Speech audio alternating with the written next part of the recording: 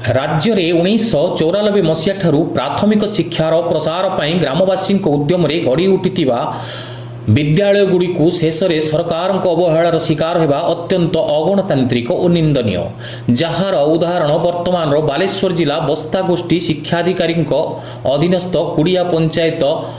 पेगरपड़ा सुरेंद्रनाथ सामल प्राविद्यालय यही विद्यालय परी आज सुधा राज्य में अनेक विद्यालय छात्र छात्री माने वर्ष अधारू बार दुआरे होगा सह मौलिक शिक्षा निर्यातित और अधारू पाठ छाड़ा बाध्य होउछंती।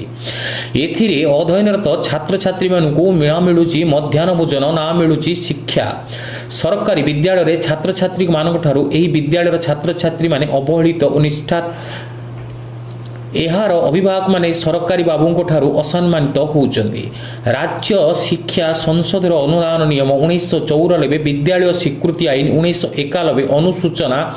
विभाग पेंशन नियम 1991 86 तथा संशोधित नियम 1981 और मागणारे बाध्यतामूलक शिक्षा आईन 2009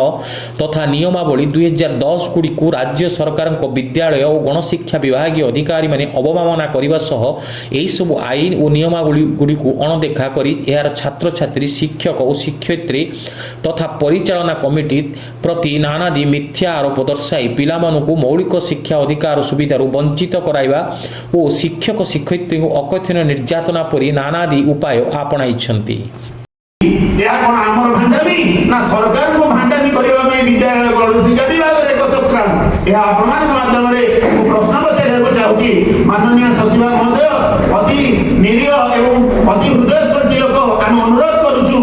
एथि जो भली भाबरे 20 वर्ष धरि सरकार को अमलातंत्री गोष्ठी माने बदनाम कराउथिले आज मध्य सही प्रक्रिया ये सरकार रे घटिबा को जाउची तेनु आपण माने समस्त सजाग हुंतु माननीय मुख्यमंत्री आपण को शत शत अनुरोध करा जाउची आपण आगो को आसंतु आज जो बाबद रे हम आलोचना करूची हमको डाकंतु प्रकृत सत्य सत्य अनुदान करंतु समस्त कागज पत्र एथरे अछि आपण माने जहा प्रणीत करिसथि जो नीति नियम आईन प्रणीत करिसथि ताले ए आईन जदि आपण प्रणीत करिनांती ताले आपण राजरास्ता